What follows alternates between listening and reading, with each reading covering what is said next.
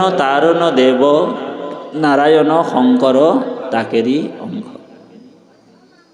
গুৰুৰূপে আহি তেওঁ এই ভক্তি ধৰ্মটো আপোনাক মোক প্ৰচাৰ কৰিছে, হয়নে? কুৰুক্ষেত্ৰ উপপুৰাণত নাৰদক কৃষ্ণই কৈছে, মই কলিযুগত শংকৰ স্বৰূপে অৱতাৰ হ'ম বুলি কৈছে। শ্ৰীমন্ত মীশ্বৰ দেৱ পূৰ্ব দাসে বিৰজতে ধৰ্ম সনাতনম যস্য প্ৰকাশ্য ক্ষিতি মণ্ডলে অকৃতি কৰ্ম নাশয় সৎসংগ চ লভয়ত নৰহ ভৱবন্ধ কৌলমলঞ্চ নাশনম।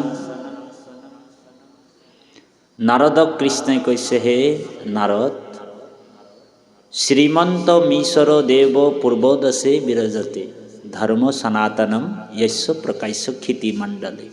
মই পূৰ্ব দিশত শংকৰ স্বৰূপে অৱতাৰ হ'ম। আৰু আপোনালোকৰ পৰম সৌভাগ্য যে নগাঁও জিলাৰ বৰদুৱাৰতে গুৰুৰূপে কৃষ্ণই অৱতাৰ হৈছে, হয়নে? ইয়াৰ ধূলি ধূলি পবিত্ৰ, হয়নে? তেতিয়া নাৰদে প্ৰশ্ন কৰিলে, প্ৰভু আপুনি কোনটো সময়ত অৱতাৰ হ'ব? তেতিয়া ভগৱানে কৈছে নাৰদক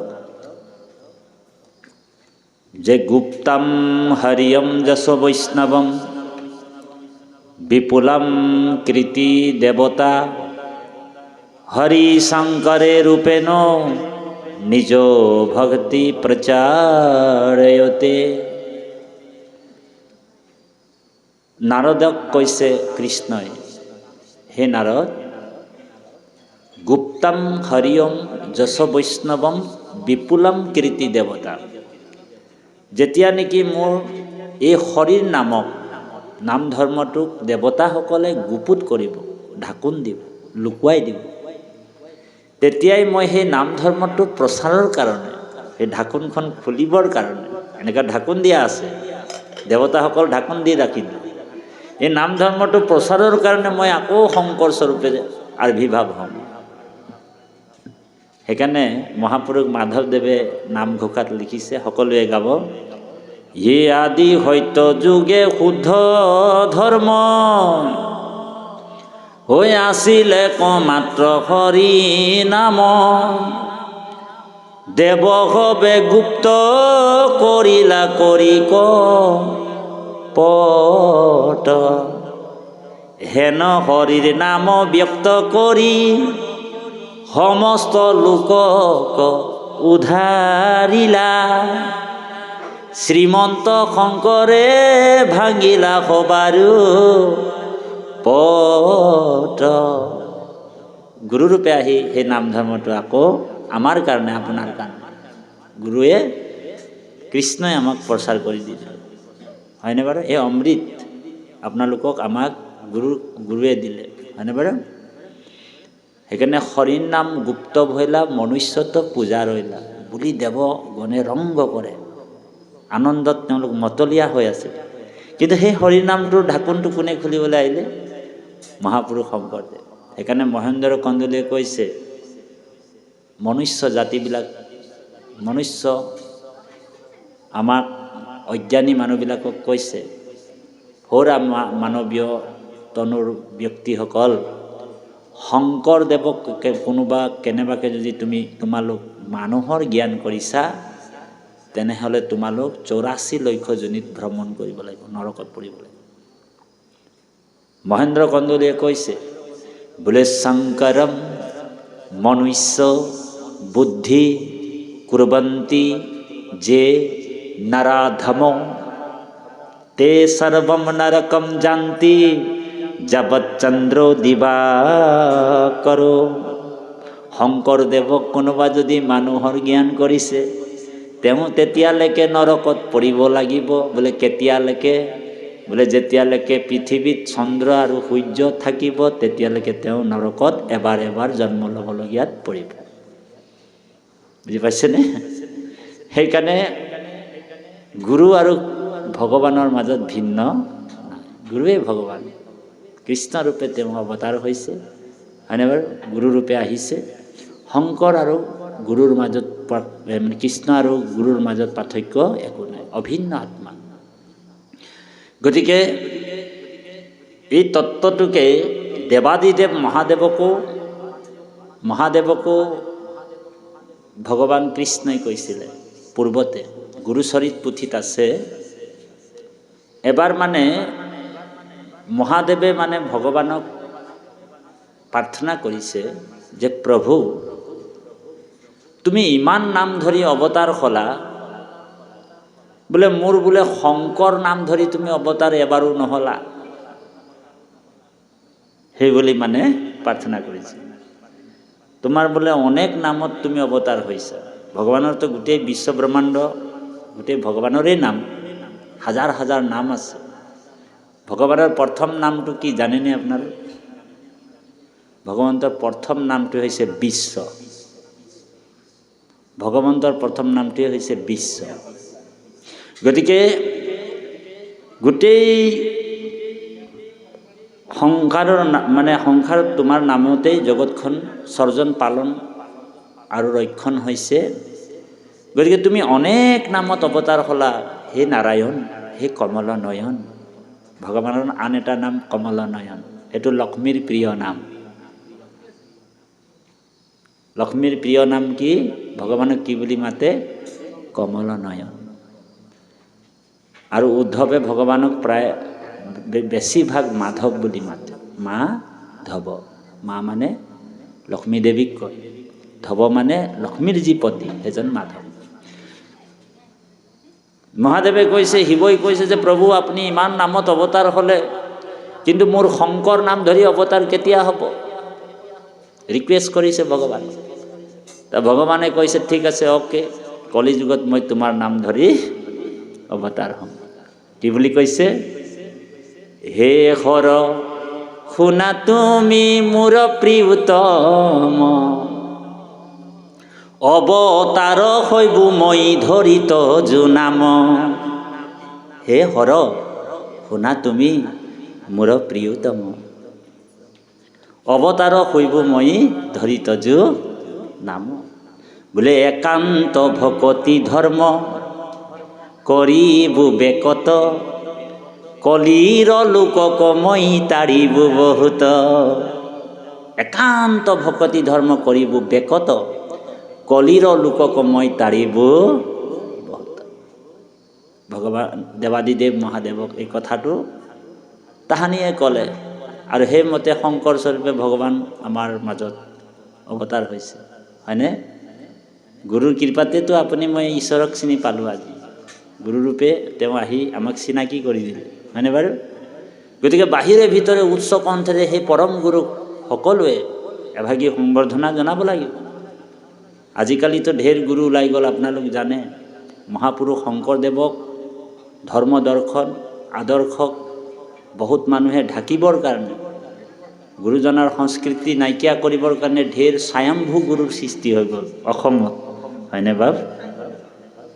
হ'ল নাই বাৰু? আৰু আমাৰ ককাই ভাইসকলে আজিলৈকে গুৰুকে চিনি পোৱা নাই। বৰ দুখ লগা বিষয়, হয়নে প্ৰভু? আমাৰ ককাই ভাইসকলে গুৰুক চিনিয়ে পোৱা নাই। সেইকাৰণে লক্ষ্মীনাথ বেজবৰুৱাই বৰ দুখত কৈছে, মই এজন শিক্ষিত যুৱক, মোক গুৰু লাগে, জগতত জাননী দিলোঁ, হয়নে? গুৰু মোৰ শংকৰ বোলে গৃহতে আছিল, অন্ধ লাই নেদেখিলোঁ তাক। মই অন্ধৰ কাৰণে মোৰ গুৰুক আজিলৈকে চিনি নাপালোঁ। গতিকে এই স্বয়ম্ভু গুৰুৰ বহুত সৃষ্টি হৈ গ'ল। গুৰুজনাৰ যি আদৰ্শ ধৰ্ম সকলোখিনি ঢাকিবৰ কাৰণে নতুন নতুন স্বয়ম্ভু গুৰুৰ সৃষ্টি হৈ গ'ল। আমাদের বাগানীয়া ভাষাই অকণমান আদিবাসী ভাষাটো লগাই দিম, বেয়া পাব নেকি আপোনাৰ? আমাৰ আদিবাসী ভাষাত কৈছে বোলে আজকাল তো ঢেৰ গুৰু ওলাই গেলেক ৰে, আজকাল তো ঢেৰ গুৰু ওলাই গেলেক ৰে। বোলে কেনেকে গুৰু? সেই গুৰুবিলাক কেনেকে? বোলে লণ্ড গুৰুৰ ভণ্ড চেলা, গুৰুটো লণ্ড, চেলাটো ভণ্ড। আজকাল তো বোলে ঢেৰ গুৰু ওলাই গেলে কেৰে। বোলে কেনেকে গুৰু? বোলে লণ্ড গুৰুৰ ভণ্ড চেলা, ধৰাই দিলে খাতে খোজে মাটিৰ ঢেলা। এনেকুৱা গুৰুক যদি কোনোবা গুৰু বনাই লয়, তেনেহ'লে তাৰ জীৱনত কেতিয়াও কল্যাণ নহ'ব। ঔ হৰি ঔ ৰাম। সেইকাৰণে জনমে জনমে যাতে মোৰ শংকৰে গুৰু হওক, এই কামনাটো আমাৰ হৃদয়ত থাকিব লাগে। সেইকাৰণে বাহিৰে ভিতৰে উচ্চ কণ্ঠেৰে ঊৰ্ধ্ববাহু কৰি কওক, জয় জগৎগুৰু শ্ৰীমন্ত শঙ্কৰদেব। কি ৰকম মানুৰে আওয়াজেই নাই ওলাইছে দেখোন। গুৰুৰ নাম লৈছে, শৰীৰৰূপী ব্ৰহ্মাণ্ডটো লৰি যোৱাকৈ গুৰুৰ নাম ল'ব লাগে। হয় মোৰ গুৰু শংকৰ হয়। বাহিৰে ভিতৰে উচ্চ কণ্ঠেৰে 3 বাৰ গুৰুৰ নাম ল'ম। গুৰুৰ নাম আৰু ভগৱানৰ নাম ল'বলৈ কেতিয়াও লাজ আৰু ভয় কৰিব নালাগে। কোনোবা আপোনাক এই আপোনাৰ এই প্ৰাথমিকখনৰ নাম কিবা? হয়বৰ।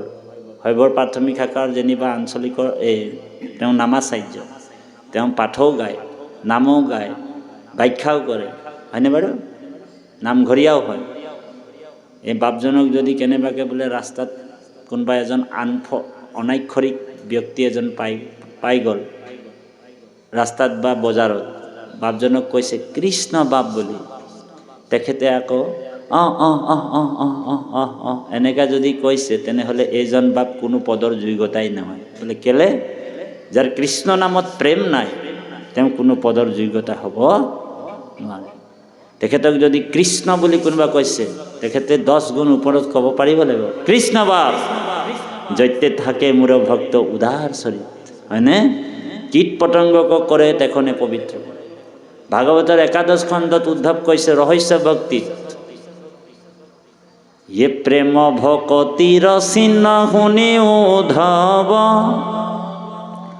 হৰি হৰি বুলন্তে লোতক যাৰ শ্ৰৱে। হয়নে? মোৰ কথা শুনন্তে হৰিৰ ৰোমাঞ্চিত, জানা তাৰ পৰম পবিত্ৰ ভৈলা চিত। প্ৰেমে দ্ৰবৈচিত ইয়াতি গদ গদ বাণী, কতু হাখৈ কতু কান্দৈ মোক প্ৰিয় মানি। এৰম লাজ এৰি গাওই গীত, নাচই আনন্দত, জগত পবিত্ৰ কৰে হেহি হে ভকত। উদ্ধৱক কৈছে ৰহস্য ভক্তি। গতিকে ভগৱানৰ নাম ল'বলৈ কেতিয়াও লাজ আৰু ভয় কৰিব। কোনোবা মোক জান মাৰিব, কোনোবা বেয়া পাব, আমাৰ ষ্টেণ্ডাৰ্ডটো নাইকিয়া হৈ যাব।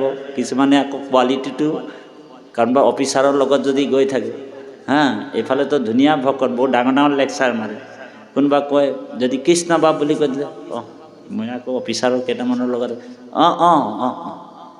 হয়নে? আপোনালোকে দেখে নহয় ভকতসকলৰ মহিমাবিলাক। গতিকে বাহিৰে ভিতৰে উচ্চ কণ্ঠেৰে কওক, জয় জগৎগুৰু শ্ৰীমন্ত শংকৰদেৱ। কি ৰকম মানুহৰে আইসকলৰ ফালৰ পৰা আৱাজেই নাই ওলাইছে। বাৰু 3 বাৰ কৃষ্ণ কওক, কৃষ্ণ নাম লওক, কৃষ্ণ কৃষ্ণ। এ মাধৱে বুলন্ত মুক, কৃষ্ণ কৃষ্ণ কৃষ্ণ বুলি সদায় সুমৰে যিটো নৰ। জলখন্তে যেন পদ্ম, নৰকৰ পৰা তাংক, হৈ আপুনি উধাৰো ৰংগমনে। হয়নে? ভগৱানে কৈছে যে বোলে খাওঁতে কৃষ্ণ, উঠোঁতে কৃষ্ণ, পিন্ধোতেই কৃষ্ণ, প্ৰত্যেকটা অৱস্থাত কৃষ্ণ। কৃষ্ণ নাম যদি হৃদয়ৰ পৰা একবাৰ ভক্তিভাৱে যোনে উচ্চাৰণ কৰে, 16টা অশ্বমেধ যজ্ঞ ফল পায় বুলি কৈছে। গতিকে সেইকাৰণে নামৰ মহিমা, অৰ্জুনক ঢেৰ নামৰ মহিমা ক'লে ভগৱানে। চব নামৰ মহিমা একেই, কিন্তু তথাপিও অৰ্জুনক কৃষ্ণই কৈছে, হে অৰ্জুন, তুমি গোবিন্দ গোবিন্দ বুলি ক'বা, গোবিন্দ গোবিন্দ বুলি ক'বা, ডাকি ডাকি ক'বা, তেতিয়া তোমাৰ 2 কোটি জন্মৰ পাপ নাইকিয়া হৈ যাব। হে অৰ্জুন, তুমি গোপাল গোপাল বুলি ক'বা, তেতিয়া তোমাৰ 3 কোটি জনমৰ পাপ নাইকিয়া হৈ যাব। তাৰপিছত ভগৱানে কৈছে, হে অৰ্জুন, তুমি কেশ হ'ব বুলি ক'বা, তোমাৰ 4 কোটি জনমৰ পাপ নাইকিয়া হৈ যাব। তাৰপিছত কৈছে, হে অৰ্জুন, তুমি বাসুদেৱ ক'বা, ৰাতি দিনে বাসুদেৱ, তেতিয়া 5 কোটি জনমৰ পাপ তোমাৰ নাইকিয়া হ'ব। এনেকুৱা অনেক নামৰ মহিমা কৈ আছে কৃষ্ণই। তাৰপিছত নিজৰ নামৰ মহিমাটো কৃষ্ণই নকলে। অৰ্জুনৰ সস্পেক হৈ গ'ল, সংশয় হৈ গ'ল, প্ৰভু তুমি ইমান নামৰ মহিমা ক'লা, কিন্তু কৃষ্ণ নামৰ মহিমা নকলা, বোলে কৃষ্ণ নামত বোলে পাপ চাপ দূৰ নহয় নেকি? ঔ হৰি বোলে তোমাৰ নিজৰ নামত বোলে, কৃষ্ণ নামত বোলে পাপ চাপ দূৰ নহয় নেকি? তেতিয়া ভগৱানে কৃষ্ণই অৰ্জুনক কৈছে, হে অৰ্জুন, হে ৰাম গোবিন্দ বোলন্ত সখা শুনা স্বৰূপত, নজানো ইটো কৃষ্ণ নাম মহিমাৰ। বোলে কৃষ্ণ নামৰ মহিমা মই নিজেই নাজানো, তো তোমাক কি ক'ম? বোলে ইটো কৃষ্ণ নামৰ মহিমা আছে যত, হবে কহিবা কথা কনুহি কে শকত। বোলে কৃষ্ণ নামৰ মহিমা ইমানেই আছে যে সকলো কথা কৃষ্ণ নামৰ মহিমা কৈ শেষ কৰিব পৰা বস্তু নহয়। বোলে কৃষ্ণ নাম বলিষ্ঠ বীৰ্যৰ নাহি সীমা, এতেকে নকৈলো কৃষ্ণ নাম মহিমাৰ। বোলে মনে মনে কৃষ্ণ বোলে যদি বা বেকত, তথাপি থাকো মই তাহাৰ লগত। ভগৱানে কৈছে, কোনোবা মনে মনে কৃষ্ণ কৃষ্ণ কৃষ্ণ কৃষ্ণ বুলি কৈ আছে, কোনোবা উচ্চ কণ্ঠৰে কৃষ্ণ কৃষ্ণ বুলি কৈ আছে, মই শংখ চক্ৰ গদা পদ্ম লৈ বোলে তাৰ মই পিছে পিছে ঘূৰি ফুৰোঁ বুলি কৈছে। গতিকে কৃপালু বাপাই সমস্ত বাহিৰে ভিতৰে আৰু উচ্চ কণ্ঠৰে কওক, কৃষ্ণ কৃষ্ণ। কৃষ্ণ নাম বা ৰাম নাম সকলোৰ মুখত পটককৈ নাহে। এ জন্মে জন্মে আৰাধিছে যিটো মহাহৰি, তাহাৰ জিভাত নাম আহে হৰ হৰি। গুৰুজনে কৈছে আমাৰ কীৰ্তনত, হয়নে? বোলে জন্মে জন্মে আৰাধিছে যিটো মহাহৰি, তাহাৰ জিভাত নাম আহে হৰ হৰি। তেওঁ ৰাম ক'ব পাৰিব, কৃষ্ণ ক'ব পাৰিব, আৰু অহৰ্নিশে তেওঁৰ নাম ওলাই থাকিব। ৰাম নাম কৃষ্ণ নাম কাৰ মুখত নাহিব? বোলে জন্মে জন্মে কৰি আছে পাপৰ পৰ্বত, আজুৰন্তে নাহে নাম তাহাৰ জিভাত। তেওঁ ৰাম নাম কৃষ্ণ নাম ল'বও নোৱাৰে, কাৰণ জন্মে জন্মে কৰি আছে পাপৰ পৰ্বত। গতিকে কৃপালু বাপাই সমস্ত এই কথাটোকে ইয়াতে ভাগৱতত কৈছে, কৃষ্ণ শ্ৰৱণ কীৰ্তন কৰা তেজি আন কথা, শুদ্ধ শুইবা এতেকে তেজিবে মায়া জাল। কৃষ্ণৰ পৰম পদ পাইবা অল্প কালে। এই কৃষ্ণৰ পৰম পদটো পাবলৈ হ'লে কি কৰিব লাগিব? শ্ৰৱণ আৰু কীৰ্তন ধৰ্ম পালন কৰিব কৈছে। ভক্তি 81 বিধ, তাৰ ভিতৰত 9 বিধ শ্ৰেষ্ঠ। শ্ৰৱণম কীৰ্তনম বিষ্ণু স্মৰণম অৰ্চনম বন্দনম দাস্য সাক্ষ্য আত্মনিবেদনম ইতি পুমা চাপিত বিষ্ণু ভক্তি চ নৱলক্ষণ। 9 বিধ ভক্তি লক্ষণ ৰে বাপ। তাৰ ভিতৰত শ্ৰৱণ কীৰ্তনক মহাশ্ৰেষ্ঠতৰ বুলি কৈছে। অযদ্যপি ভকতি মাধৱৰ নৱবিধ, হয়নে? শ্ৰৱণ কীৰ্তন তাত আতি মহাশ্ৰেষ্ঠতৰ। বোলে যদ্যপি ভকতি মাধৱৰ নৱবিধ, শ্ৰৱণ কীৰ্তন তাত মহাশ্ৰেষ্ঠতৰ বুলি কৈছে। গতিকে এই শ্ৰৱণ আৰু কীৰ্তন ভগৱন্তৰ আপুনি মই কৰিবলৈ কৈছে। মনুষ্য শুইবাৰ এহি মানে প্ৰয়োজন। ভগৱন্তৰ শ্ৰৱণ কীৰ্তন কৰাটো আমাৰ স্বধৰ্ম বুলি কৈছে। স্বধৰ্ম মানে নিজাৰ ধৰ্ম। স্ব মানে আত্মা, আত্মাৰ ধৰ্ম, হয়নে? এই স্বধৰ্মটো আপুনি মই পালন কৰিব লাগিব। কলিৰ স্বধৰ্ম হৰিগুণ নাম। কলিৰ স্বধৰ্ম কি?